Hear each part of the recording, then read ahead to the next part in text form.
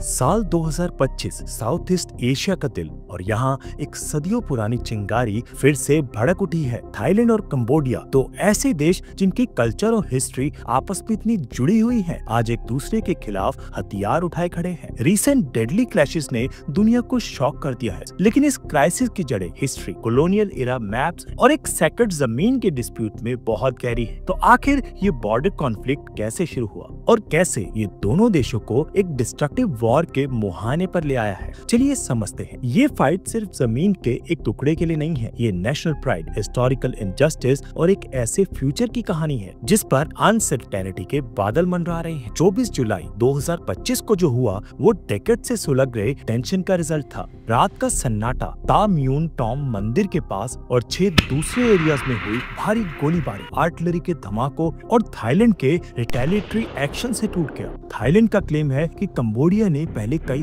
Rocket launcher से attack किया, जिसके जवाब में उन्हें एक्शन लेना पड़ा। वहीं कंबोडिया ने थाईलैंड पर इनएप्रोप्रिएट और ब्रूटल मिलिट्री एक्शन का आरोप लगाया है। इस वायलेंस की फौरन एक बड़ी कीमत चुकानी पड़ी। थाईलैंड में कम से कम 12 सिविलियंस और एक सोल्जर मारा गया और 40,000 से ज्यादा लोगों को अपने घर बार छोड़कर भागना पड़ा। तो सवाल ये है कि दो पड़ोसी देश जो कल तक साथ थे, आज इस डेंजरस मोड़ पर कैसे आ पहुंचे? इस झगड़े को समझने के लिए हमें थोड़ा पीछे हिस्ट्री में जाना होगा। उस टाइम में जब देशों की बाउंड्रीज खींची जा रही थी, इस डिस्प्यूट के बीच 20th सेंचुरी की शुरुआत में बोए गए, जब इस एरिया में फ्रांस का शासन था। थाईलैंड और कंबोडिया के बीच करीब 817 किलोमीटर लंबी बॉर्डर है। इसे तय करने के लिए 1907 में फ्रांस और उस वक्त के सियाम, आज का थाईलैंड के बीच एक एग्रीमेंट हुआ। तय हुआ कि डेंग्रिक माउंटेन से बहने वाली नदियों का नेचुरल बंटवारा ही बॉर्डर होगा। लेकिन जब फ्रांस ने फाइनल मैप बनाया तो वो इस प्रिंसिपल से थोड़ा हट गया और यहीं से विवाद की नींव पड़ गई।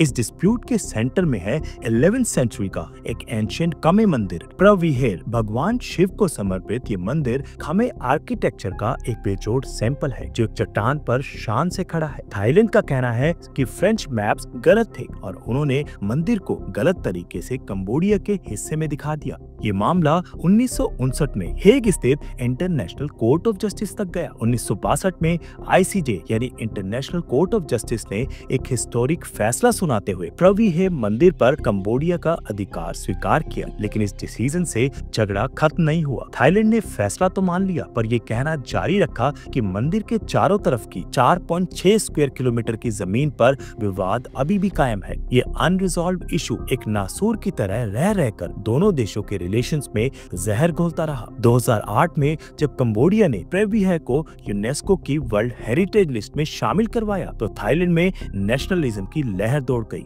नतीजा 2008 और 2011 के बीच सीरियस मिलिट्री झड़पें हुई, जिनमें दोनों तरफ से दर्जनों जाने गई और हजारों लोग बेघर हुए। और वही पुरानी आग थी जो 2025 में फिर से डिस्ट्रक्टिव लपटों में बदल गई। ये 2025 का क्राइसिस रातों रात पैदा नहीं हुआ, इसकी स्क्रिप्ट कई महीनों से लिखी जा रही थी। मई 2025 में एमरल्ड ट्रायंगल एरिया में पहली बड़ी चिंगारी भड़की। ये वो डिस्प्यूटेड इलाका है जहां थाईलैंड, कंबोडिया और लाओस की सीमाएं मिलती हैं। यहाँ दोनों देशों के सोल्जर्स में हुई एक झड़प में एक कंबोडियन सोल्जर की जान चली गई। हमेशा की तरह दोनों ने एक दूसरे पर एग्रेशन का आरोप लगाया और डिप्लोमेटिक माहौल बिगड़ता चला गया। अभी जुलाई 2025 में हालात तब और खराब हो गए जब बॉर्डर के पास हुए एक लैंड माइन ब्लास्ट में कई थाई सोल्जर्स गंभीर रूप से घायल हो गए। थाईलैंड ने आरोप लगाया कि कंबोडिया जानबूझकर बॉर्डर पर लैंड माइन्स बिछा रहा है, जबकि कंबोडिया ने इस एलिगेशन को सिरे से खारिज कर दिया। इस इंसिडेंट ने आग में घी डालने का काम किया। थाईलैंड ने रिटेलिएटरी एक्शन में कंबोडिया से अपने एम्बेसडर को वापस बुला लिया और ट्रेड पर रिस्ट्रिक्शंस लगा दी। बॉर्डर्स सील कर दिए गए और दोनों तरफ के आम लोगों की जिंदगी थम सी गई। और फिर आया 24 जुलाई का वो दिन। ता म्यून टॉम मंदिर के पास हुई झड़प ने नेगोशिएशन के लगभग सारे रास्ते बंद कर दिए। थाईलैंड ने कहा कि उसे अपने सिटीजन्स और अपनी जमीन की रक्षा के लिए रिटेलिएटरी एक्शन करना पड़ा, जबकि कंबोडिया ने इसे अपनी धरती पर एक बेवजह किया गया अटैक बताया। देखते ही देखते एक छोटा सा बॉर्डर विवाद एक बड़े मिलिट्री कॉन्फ्रंटेशन में बदल गया, जिसने पूरे साउथ ईस्ट एशिया में खतरे की घंटी बजा दी है। जब दो देश जंग के मुहाने पर हों तो उनकी मिलिट्री ताकत देखना जरूरी हो जाता है। इस मामले में थाईलैंड और कंबोडिया के बीच एक बड़ा डिफरेंस है। ग्लोबल फायर पावर 2025 की रैंकिंग को देखें तो थाईलैंड की आर्मी दुनिया में 24 या 25 नंबर पर आती है, जबकि कंबोडिया 83rd और 95th स्थान के बीच है। ये डिफरेंस आर्मी के हर हिस्से में दिखता है। थाईलैंड के पास करीब 3,60,000 एक्टिव और 2 लाख रिजर्व सैनिक हैं। वहीं कंबोडिया की एक्टिव आर्मी 1,25,000 से 1.5 लाख के बीच है और उसके पास रिजर्व फोर्स भी काफी लिमिटेड है। सबसे बड़ा और शायद सबसे डिसाइसिव अंतर एयर फोर्स में है। थाईलैंड के पास 490 से ज्यादा विमानों का एक मॉडर्न बीड़ा है, जिसमें अमेरिका के F-16 फाइटर जेट्स, स्वीडन के ग्रिपेन और अल्फा जेट शामिल है। इसके मुकाबले कंबोडिया की एयर फोर्स के पास सिर्फ 25 विमान है और उनमें से भी ज्यादातर पुराने हेलीकॉप्टर्स हैं। जमीनी लड़ाई में भी थाईलैंड का पलड़ा भारी है। उसके पास 200 से ज्यादा मॉडर्न टैंक्स जैसे अमेरिकन M60 और चाइनीज VT4 और 1000 से ज्यादा तोपें हैं, जिनमें M777 हार्विट्जर और हाइमार्स जैसे पावरफुल रॉकेट सिस्टम भी हैं। नेवी की बात करें तो थाईलैंड के पास 7 फ्रिगेट्स और एक हेलीकॉप्टर करियर वाला एक मजबूत बीड़ा है, जबकि कंबोडिया के पास कोई बड़ा जंगी जहाज नहीं है। ये मिलिट्री इम्बैलेंस थाईलैंड को एक ट्रेडिशनल वॉर में क्लियरली बढ़त देता है। हालांकि कंबोडिया की आर्मी को अपने इलाके की चप्पे चप्पे की जानकारी है और माना जाता है कि वो गरिल्ला वॉर में माहिर है, जो किसी भी हमलावर आर्मी के लिए मुश्किलें खड़ी कर सकती है।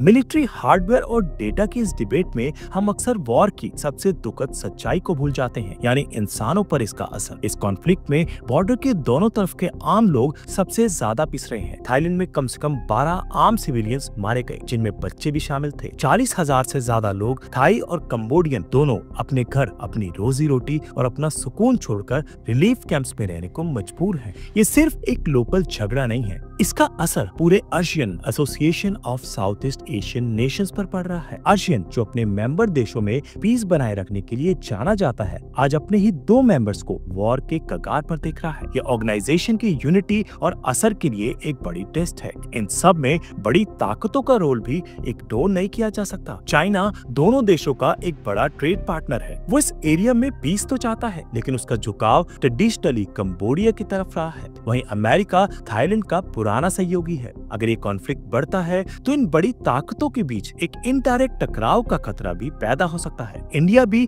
इस सिचुएशन पर करीब से नजर बनाए हुए है, क्योंकि थाईलैंड और कंबोडिया दोनों में ही इंडियन कम्युनिटी के लोग रहते हैं। ऐसे कॉम्प्लेक्स कॉन्फ्लिक्ट्स को समझना आसान नहीं होता और हर स्टोरी के कई पहलू होते हैं। इस सिचुएशन पर आपकी क्या राय है? क्या आपको लगता है कि डिप्लोमेसी से हल निकल सकता है? क्या ये एरिया एक बड़े वॉर की तरफ बढ़ रहा है? नीचे कमेंट्स पे अपने विचार जरूर बताएं। और अगर आपको ऐसे ही जियोपॉलिटिकल एनालिसिस पसंद है तो हमारे चैनल को सब्सक्राइब करना और नोटिफिकेशन बेल दबाना ना भूलें, ताकि आप हमारा कोई भी वीडियो मिस ना करें। आज थाईलैंड और कंबोडिया एक क्रॉस रोड पर खड़े। यहाँ से 2 ही रास्ते जाते हैं, एक तबाही और जंग की तरफ और दूसरा मुश्किल लेकिन जरूरी पीस की तरफ। दोनों देशों ने अलग अलग रास्ते चुने हैं। कंबोडिया ने इस डिस्प्यूट को एक बार फिर इंटरनेशनल कोर्ट ऑफ जस्टिस ले जाने का डिसीजन लिया है। उसे उम्मीद है कि इंटरनेशनल लॉ एक बार फिर उसके फेवर में फैसला देगा। दूसरी ओर थाईलैंड इंटरनेशनल इंटरवेंशन को लेकर बहुत आशावादी नहीं है। वो बायलैटरल बातचीत, खासकर 2000 में बनी जॉइंट बॉर्डर कमीशन के जरिए